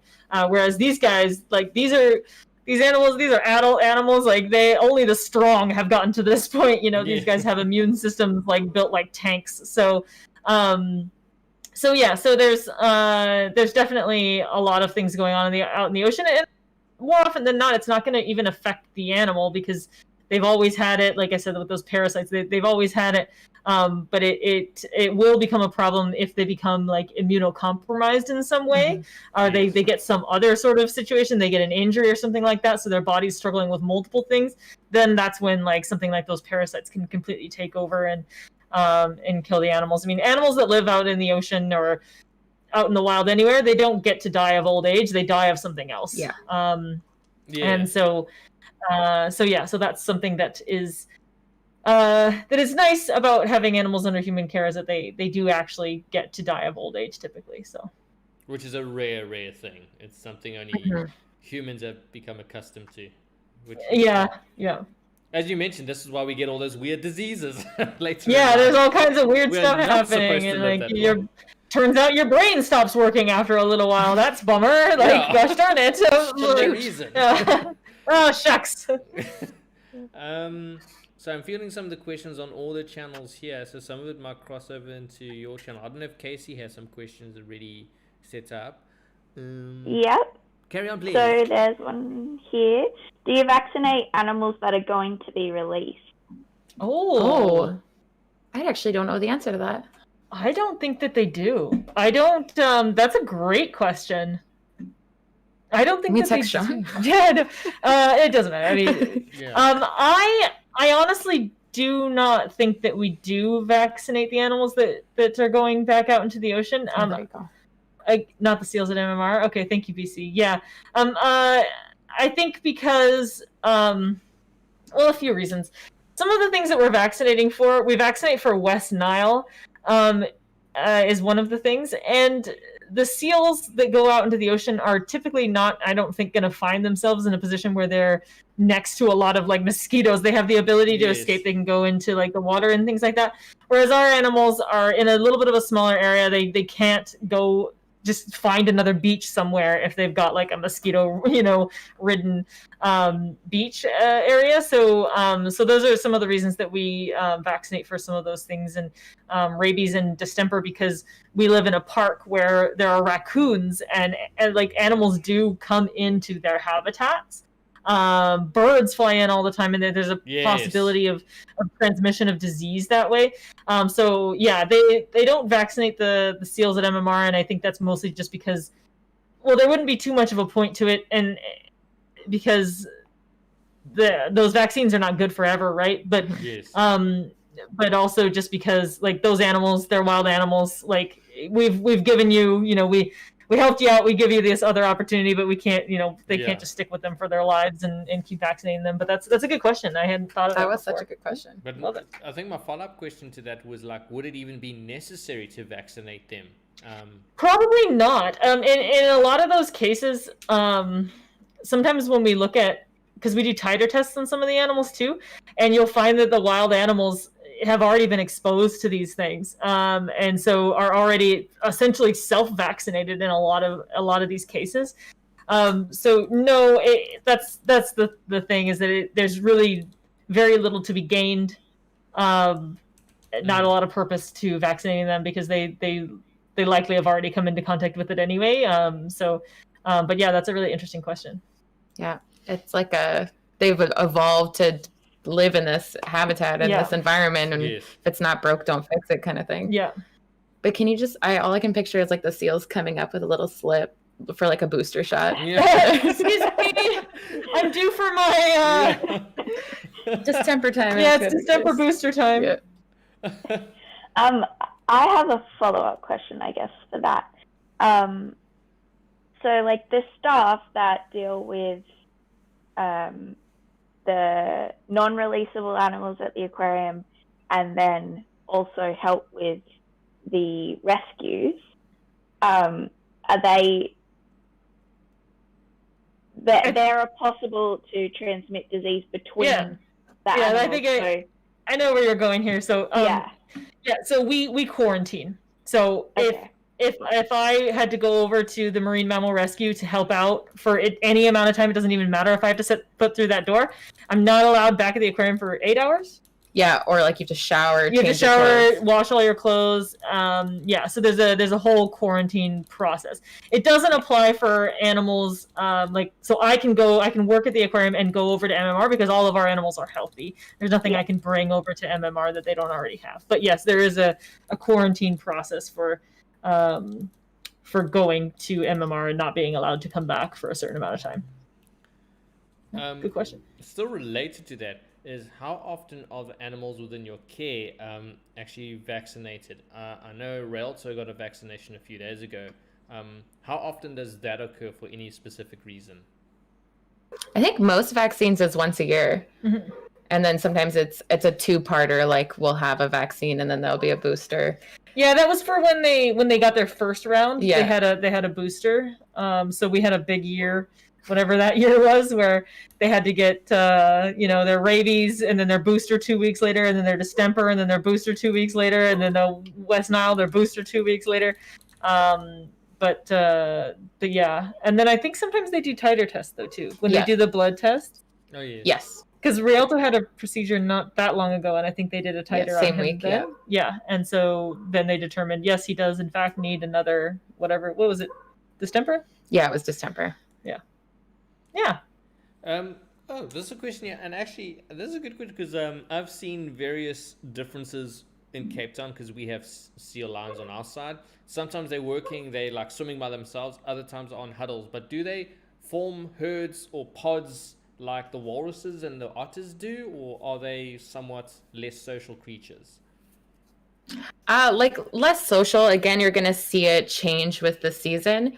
So normally they're out hunting. They can be together. I mean, it's not uncommon to see juveniles, kind of grouping together, helping each other out, or kind of just working together.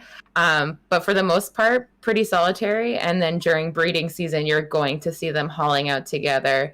And like I said, a male with a bunch of females, but not usually huge groups. They're pretty solitary. I mean, they're all competing against each other. Mm-hmm. Okay. Even otters,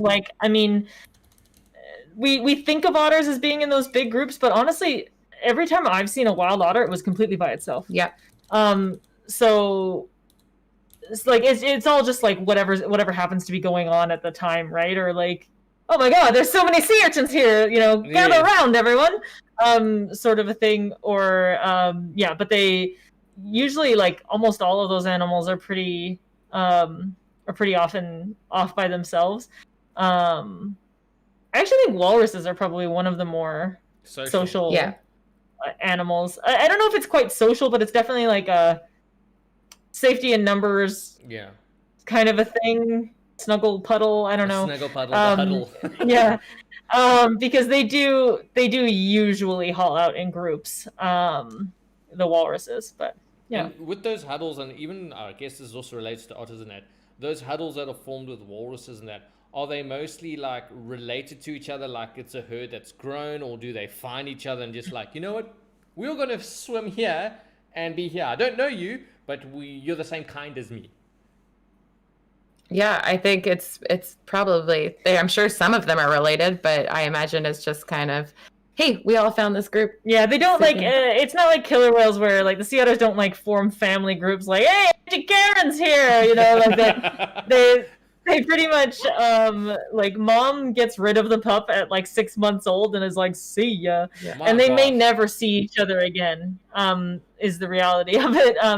But yeah, so usually those are going to be unrelated groups, and usually it's mums and pups that are grouped together, or juvenile sea otter males also grouped together. Oh, okay.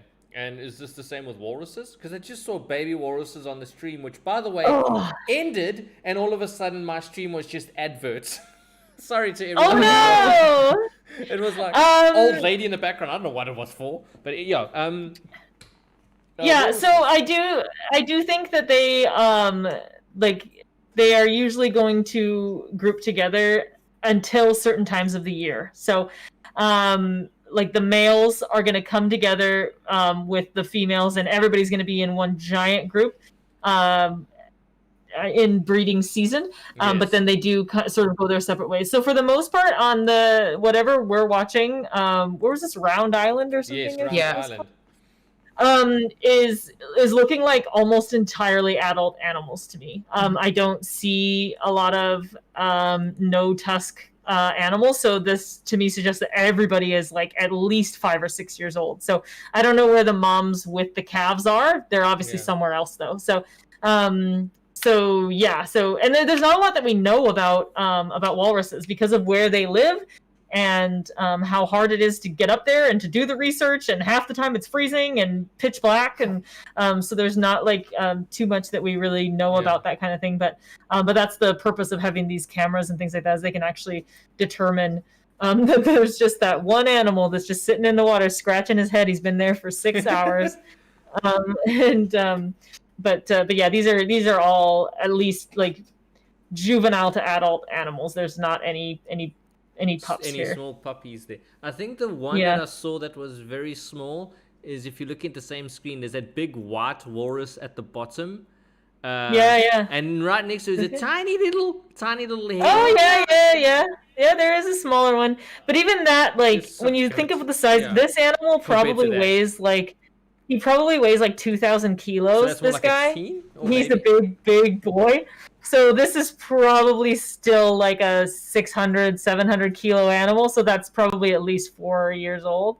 But and it does have tusks a little bit. Yes. But so nobody like super duper little. Yes, that's so cute though. I saw that, I was like, oh my god. Yeah, it's everything about this is the best. Of course you. I'm sure you can see us keep pointing at the I know, screen. like, look at that one. That one's doing something silly. Oh, here. Seeing Casey, if you've got any questions from the Twitch side. Yep. So Casey's got all I've been saving them up.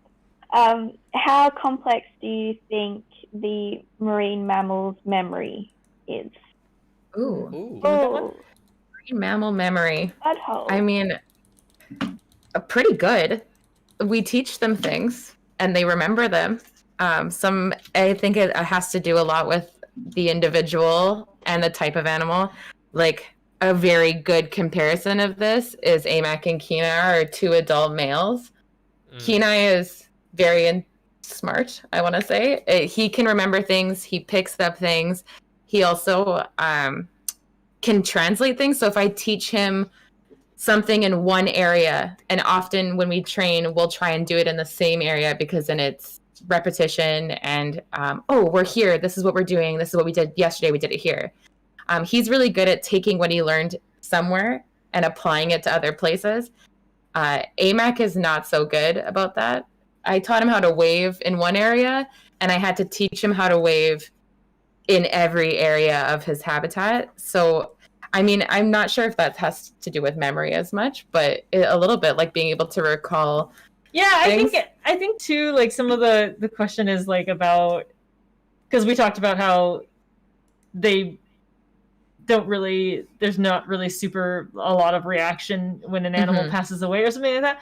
I think it's just different. I just don't think that animals, not all animals, but like these types of not super social animals are really thinking about animals that have gone away for extended periods of time, because that's just not the way their brains are wired to work, right? It's very different for humans or primates or a lot of different kinds of birds who might actually have those types of thoughts, but it's so hard to say because we can't ever know what they're thinking, right? So I can tell you my assumptions based on like the behavior and based on my professional opinion about what I've observed from the animals, but I can never know what they're actually thinking or feeling.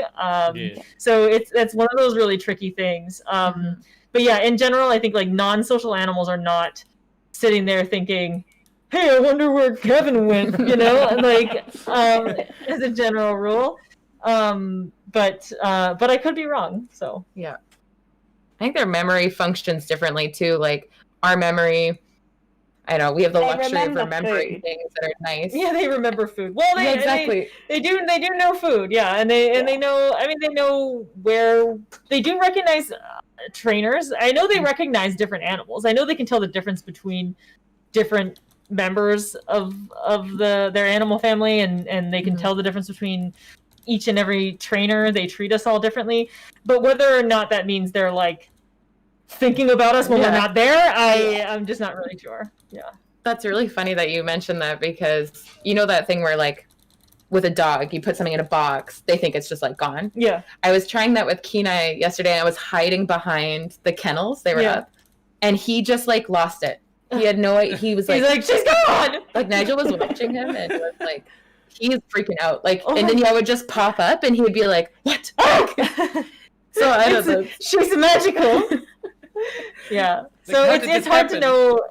It's hard to know exactly how complex. I mean, they're very capable of learning, and very smart in a lot of ways, but all in their very own different ways. You know, our definition of intelligence is so warped because we think that we're the best. Yes. I think that I'm the best, really. Yeah. But Just because we can but talk yeah. and put on.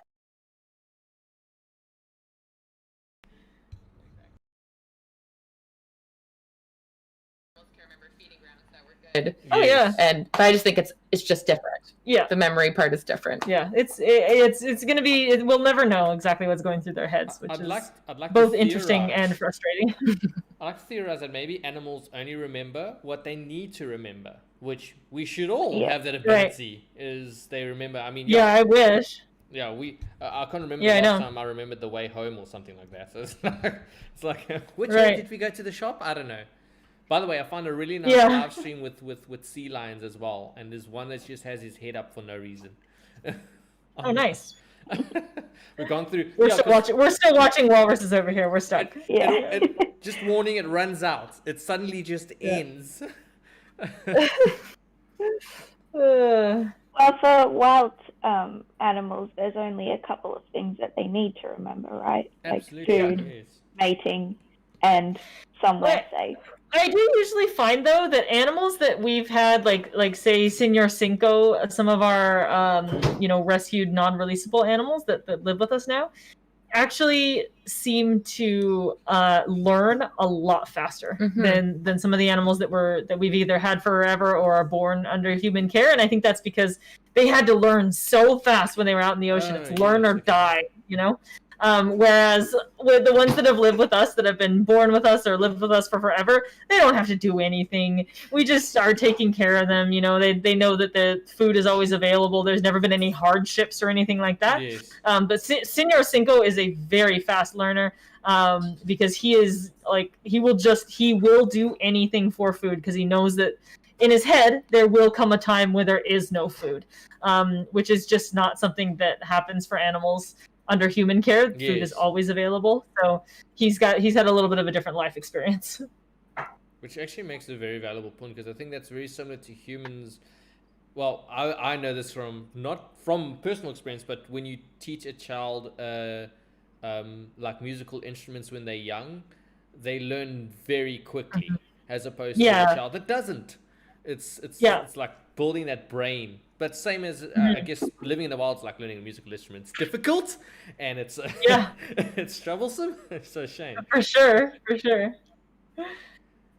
All I know from this side, I will take that one last question, is that it seems that walruses and sea lions like to bunch up on the beach the exact same way, and are just as lazy. So if anything, both of you can take away, they look exactly the same. Yeah, they do. They do like to snuggle in piles. It's pretty great. Yeah. Yeah. Okay, we're approaching the 2 hours, but maybe in case you said you have a list of questions, from my side, we can field about 2 more questions from the Twitch side. I may have missed it earlier, but are any of the baby rescued seals ever deemed non-releasable, and if so, why? Yeah, a little bit earlier, and typically no, unless there is some kind of injury or situation going on. Da Vinci, who's a harbor seal that we've had at the aquarium for like 20 years, came through the Marine Mammal Rescue Center some 20 odd years ago. And he was deemed non-releasable because he was always very weird about eating and not able to eat properly. He would like kind of disintegrate his food and then like eat up little bits, which is, he had a really hard time keeping weight on. and that was part of the reason why he was deemed non-releasable. And they didn't really have a lot of the a lot of the money or a lot of the equipment back then, but since then we have x-rayed him and found out that he has a diaphragmatic hernia, so part of his intestines and GI tract is actually up inside of his chest. And so that's actually why, and he's lived a very long life for a harbor seal since then, but that's actually why he's got those problems eating. So that's why he was deemed non-releasable. There's nothing we can really do about it. There's no real reason to fix it. He's lived over 20 years with it, but it does mean that he, he's been getting this extra special care at the aquarium, and that's why that was necessary. So there is there's not a high likelihood that if it's just a baby seal pup that there's going to be a reason to not release it unless it's got some kind of injury. Like it's been shot, for instance. Yeah, Jessica Seal. Yeah. Oh, shame. Yeah. That's all the questions I have at the moment. Nice. I hope I haven't missed any. We did it! We did it! We got Yay. through all of them. By the way, I had to laugh with Casey's comment. All these walruses are like, paints me like one of your French girls. Yeah, very, exactly. very true. Well, okay, Yeah. guys. I think maybe that's where we'll stop on the YouTube side of things. I don't know if KP, are you going to be carry on streaming after this, or? Maybe just for a little bit, we'll just do a little wrap up and like a little call to action. Make sure everybody's everybody knows what we're up to next on stream. But yeah, we'll stick around for a little bit, do some wrap up our and any other questions. I've got a couple more coming in that we'll just wrap up with. But yeah, thanks so much, JJ, and thanks for filling the void of the Ray Hollis which void was that very we were in. difficult, by the way. She has to know I this. can't be Rahab. Yeah. I know. But No you- one can.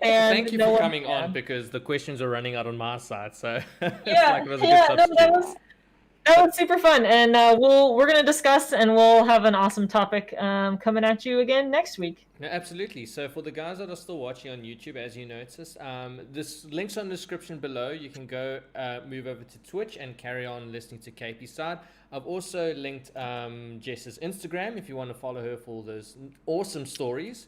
So please go over onto that side. And yeah, catch us next week. Thank you so much, Jess, for joining us as well this week. Thanks And for to having KP as me. always. And yeah, until we next week probably we hopefully have Raya back. But thank you, Casey, also for bringing in the questions. That's really Yes, big thank help. you so much. And yeah, Bye. links below. Thank you, everyone. Cheers and goodbye. All right.